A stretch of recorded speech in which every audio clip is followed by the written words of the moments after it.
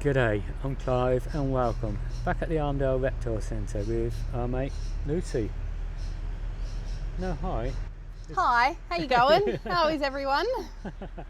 Welcome back all to the Reptile Centre. Lovely to have you back again. Thank you.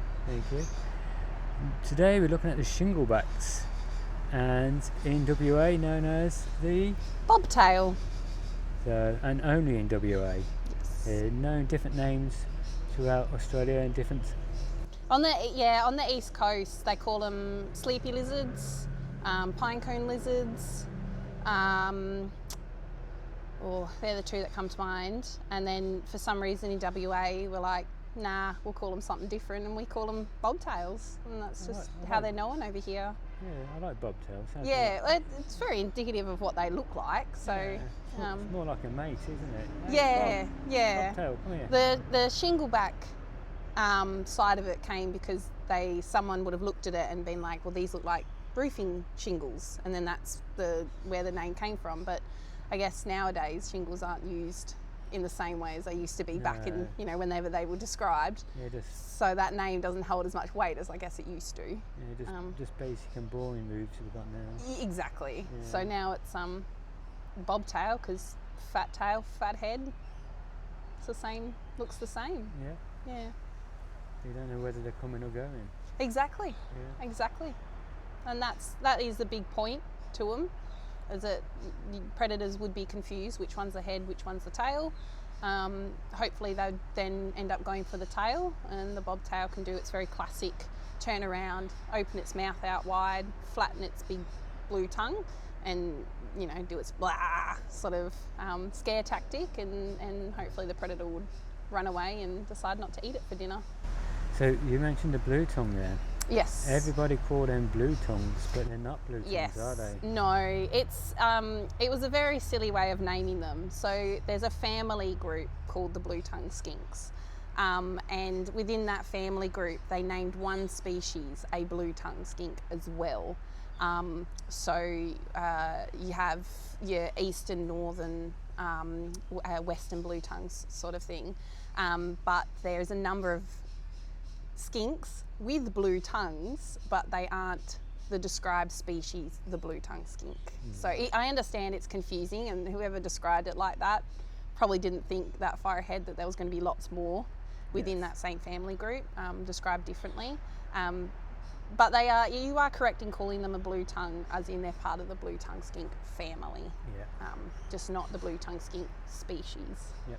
But yes, it is understandably confusing. Now, one thing people say is if you see a bobtail, you won't find a snake around because the snakes are scared of bobtails. But I've been told it's actually, if you see a bobtail, there's not a snake around because they're keeping away from the snakes. I'm not sure where that ever came from, because it's completely inaccurate. For example, in Perth, so just taking Perth, we have a lot of dugeites. Dugeites predate on bobtails. They have been known to eat them on many occasions. I've personally seen one eating a bobtail. So it is entirely not true that if you have bobtails around, you won't have snakes. It may have come from the fact that if there's a bobtail coming around often, maybe they feel safe, so there's no snakes around perhaps, but having a bobtail does not guarantee you're never going to have a snake. That's not true. That's good to let people know. Yes. I'm not too sure where that's come from, but no, unfortunately the poor bobtail isn't scary to anything. No, they're adorable. Yes, they are very cute, and there's not much that doesn't try to eat them. Poor buggers. But yes, it's the way of life, unfortunately. So start from the beginning with the bobtail then. Are they the same as snakes?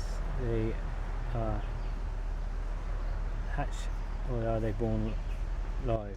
They are born live. Yeah. They're usually mum will have one or two young in a season. So she can have a single, twins. She can have triplets, and she can have quadruplets at once. The issue once they get to triplets, and especially quadruplets, is there becomes a really big burden on mum, and the babies don't grow properly. So ideally it's 1 or 2, they can have 2, but anything more than that, babies have come out deformed, and mum hasn't also survived the birthing process. So we've seen that a number of times, unfortunately. But 1 or 2, and they're live born. They come out actually relatively big to what people think. So it's an amazing feat, mum squishing them in there, especially 2 or 3. And then there's not a great deal of parental care. With pretty much all reptiles, there's not a great deal of parental care. They'll hang around with mum, like that's not uncommon to see mum with some young ones, or even both parents with the young ones in the same area, but they always will move on. Typically by the end of the breeding season, like by the time that the cooler weather starts to come in, the babies will have moved on and found their own spots. So what would the babies survive on from birth? They eat a great deal of slow moving insects, so that's why they like people's gardens, because of snails and slugs and things. They like to get into veggie patches as well, so in the wild they'd eat fruits and flowers and things that fall on the ground, native fruits and flowers that fall on the ground, and they do very well in urban areas because of all of our dog food, cat food, veggie patches, herbs, things like that. So we do find them quite easily in suburban areas, but naturally, it's a lot of insects, and slow moving insects because they're not fast. And native flowers and fruits and berries and things, and to a small degree small meat items as well, but they have done very well in urbanised areas because of the access to food that doesn't run away so quickly. Maybe we were to put a bowl of beef mince out. If you've got them around, they may come over and eat it. They can be quite tame, so people find them in their backyards quite often, and people will find them many years in a row. So the same individuals will come back to the same areas, particularly for the breeding season.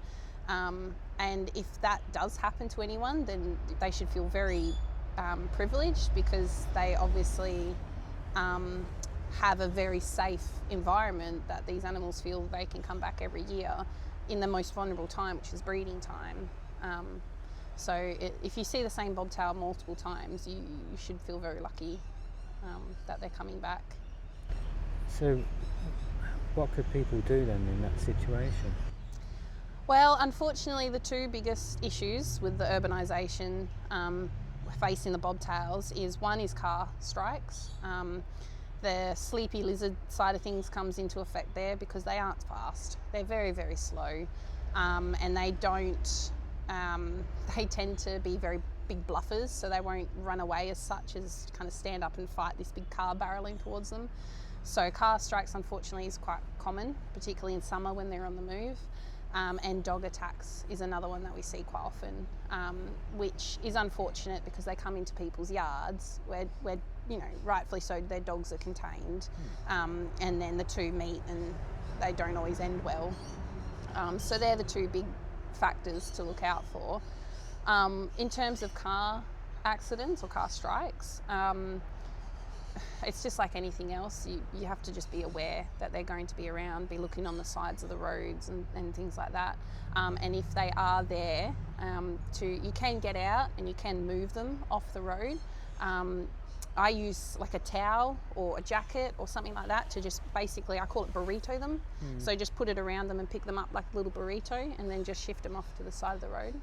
Yeah, because their spine's weak, so if you pick them up like that, you could hurt them. They're fully terrestrial, so the way that their spine is very long between their legs, so by picking them up from one end or the other end, the dangling of the spine, it's a lot of weight for their spine to handle, and it can cause issues. That's why a towel's a good idea, because you can get around the whole thing and just basically elevate it. So if you don't have a towel, the best way is just like cup it with 2 hands? Yeah, one hand to go over the top around its head, and then the other hand to go underneath its body, and then you walk off like that. They do have lockjaw, So a bite from them though, if you get bitten by a bobtail, you've really pushed it far. But if they do bite, they do have lockjaw. So once they're down, it's very hard to get them off again. But in my opinion, the worst thing is they let it all out the other end. Once you try and touch them, sometimes they'll just chuck it all out, and yeah. So yeah, sometimes by holding them, you experience it. So That's I always fair find enough. a towel or a jacket or something, not always, to help move them off. But if you don't have anything, you find in one there, you just, Yeah, like you said, and the head underneath it, yeah. and make sure it's And then bomb's move facing them. away from Yeah. you. Sometimes you can just usher them off, Yeah. so, if they're not too far from the edge. And it's always important to put them the way that they are going. So if they're going from the right side to the left side and then stop in the middle, make sure you keep them going to the left. If you put them back the way they came, They'll do a U-turn. yeah, And they'll U-turn, come straight back on, and then unfortunately a lot of reptiles get hit on the roads because roads are warm. They're just, that's it, they're just nice and warm, so they sit on it to warm up, and if it's, you know, they've only just started warming up and they're not warm enough, they can't move fast enough, or sometimes they're very stubborn and they want you to move. So it is unfortunate. Car strikes with reptiles is unfortunately quite common. Yeah. so how long do they live for? In the wild, if they get to about 20 years old, they're doing actually very well. They start to, by about the 20-year mark, we've found that sometimes they start to develop age-related issues from that. So their muscle density and things like that starts to degrade. They might get a little bit floppy and might struggle a lot more. So 20 years is probably a very, very good age for a wild animal. But for a captive animal, we've got them beyond 30 years sometimes.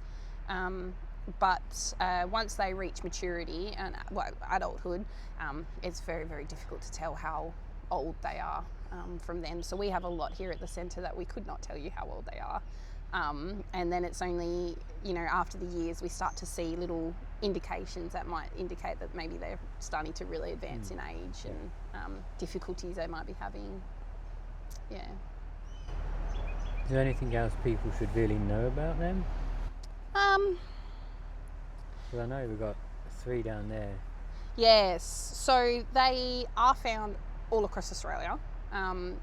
They, because of their incredibly big distribution, they have incredibly varied colour morphs. So they can come in very, very different colours, from black and whites to oranges to pinks to greys to reds and things. And it's all about where they're found. So it's all about their habitat. So their colour morph is designed for their environment and where they need to camouflage, basically. So wherever they are from is what colour they would generally be.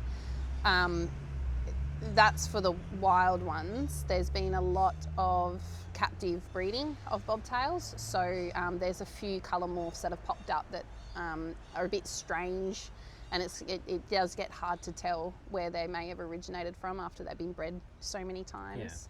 Yeah. But if you find one in the wild, it would typically reflect the location. The colour of it will reflect the location of it. And the 3 that we've got, I can indicate, you know, sort of the areas in which you'd find them and what, according to their colour morphs, sort of thing. Are you able to get them out one Of at a course. time? So we got our first little man.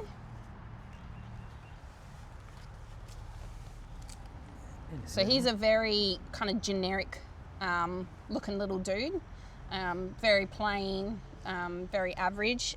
This one, in fact, was captive bred, probably through multiple generations. So his coloration isn't as indicative of a location sort of thing. Usually they're more two-toned in their coloration. So he's possibly. There he is. But so you can see the blue tongue as it pops out, and it doesn't look very formidable now, but when he does open his mouth out and display that, he's quite stark. especially because his mouth is very, very pink. So the contrast of the pink mouth to the blue tongue is very strong.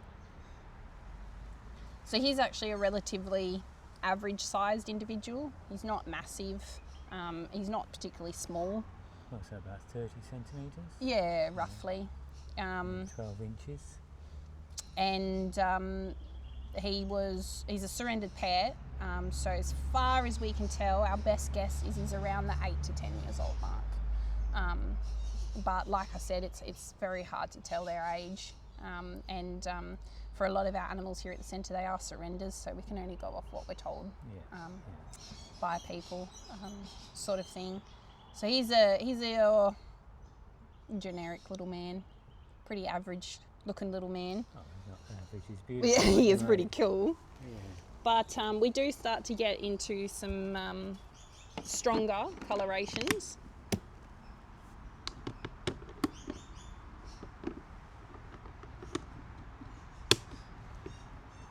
With this guy here. You can see the difference. So his colouring is a lot stronger. Yeah, it's more of a earth colour, browns. Yeah. So this is more what you'd see in the wild. This sort of two-toned, where they've got a more of a solid colour to them. Around. So this guy is a surrender, so he's probably been captive bred multiple times, but he would be more what you'd see in the wild, colour-wise. Around Perth, you could even see this colour phase, and then going both east and north, you can see this colour phase. Yeah. You're used to it, aren't you? His eyes just went, oh. They do. They're surprising how well they can tame down as well, wild individuals. But as soon as you put them back out into, the wild, it doesn't take long for them to go back into that, So, unfortunately, we never 100% know if our releases are successful, but we can only hope. Yeah. What is it? You're very excited, aren't you? He's so adorable. You're like, look, I'm somewhere different. Yeah, somebody different looking at me. And then finally, we've probably got the most striking of all the colour morphs, and one that people pay a lot of money to have this colour. And this guy is specifically from the Goldfields. Yep. So it's a Goldfields Bobtail, and their colorations are very strongly orange and black. He's a big one, isn't he? Yeah. So the Goldfields are probably one of the most notable colour phases because of their orange and black, and they when they get bred by captive breeders, they try and breed the very strong orange black contrasting sort of coloration. So as you can imagine, the gold, because of the Goldfields, the colour of out that way, out east. But yes, this is a big one. So this is a very big individual. This is a very decent sized individual. You've done well, little man, haven't you? And probably our calmest in that enclosure. The rest of them are a little bit, how you going? Yeah.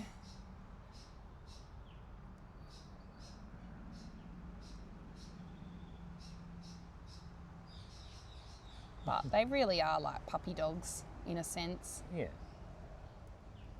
Treat them right and... Well, you're going somewhere? That's okay. So smooth and... They look like they've got armour, and a lot of people say, oh, well, they've got armour on them. But it's really not that strong, unfortunately, especially not when you're, that versus a car or that versus a dog. Yeah. They do often lose. Mini dinosaur. Yes. That's what how we should describe him. Yes.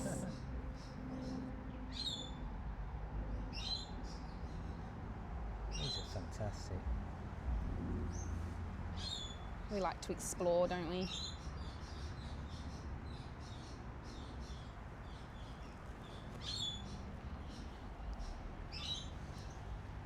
So going back to if you found them on the side of the road, the best way to pick them up, if you've got nothing to pick them up with, I know it's very hard because they're going to be displaying and threatening, but the best way is you put your 2 fingers over the front of their feet and on the side of their head, so then they can't shift their head around to bite you, and then just hold your hand over their body and underneath the back legs. So it's fully supported then. Yeah. And keeping the spine as straight as possible. Yeah. I mean, it's only probably about 5-second dash over to the other end, because they are going to be squirming and carrying on and things like that. But yeah, it can be a bit confronting when they start to display. So I mean, I've just used a jacket or a shirt or something as well sometimes. So the way you just showed it is how I picked one up the first time I saw one, just around the neck and in the bum and moved it. So I did right. Yes, no, that is one of the best ways of doing it. It's important with a lot of reptiles because they have very long spines. That it is, and a lot of animals that are fully terrestrial, they're not designed to it's like us, we're not designed to hang by our feet for time. So anything else you think people should know about them, because you've covered a lot and it's explained a lot. Just that they're not going to hurt you. They really aren't. They're so slow. They may look a little bit intimidating when they present and do that, open their mouth, but they aren't going to hurt you. So in other words, unless you really have to, just leave them be. Yeah. And if you do ever find one, that you are concerned about, sick, injured, unwell, contact the local wildlife rehabbers. Unfortunately, particularly in winter, if these guys don't find somewhere safe or they get displaced, they struggle to find somewhere warm to brumate in winter. And then they start to lose a lot of weight, they start to get sick, they start to get ticks, they start to get the flu. So it's always best to ask and make sure if you see one that you're concerned about, or you've seen one in the same spot for about 2 days in the open. So if anybody's local to here, they can contact you? Or They can contact us. And we've got a list of all the relocators, reptile relocators, pretty much for all of Perth. So we can always put them in contact with someone if we're not able to go out ourselves, if they're a bit further out. So, or if it's just advice, if you just see something, and not just bobtails, anything, and you're just like, I'm not too sure about this, just give us a call. And if you just want to have a wander around and have a look at them, come on over. Thank you. You're very welcome. I will call it there. So I hope you've enjoyed this video. They're beautiful creatures, aren't they? So just go down below, click on the subscribe button, the notification bell next to it, and select all, so you can be notified of all upcoming videos. And we've got some more coming from here. And if you are already a subscriber, again, thank you very much, and hit the like button, the thumbs up. It's getting so restless. Showing off. He is a bit. Yeah.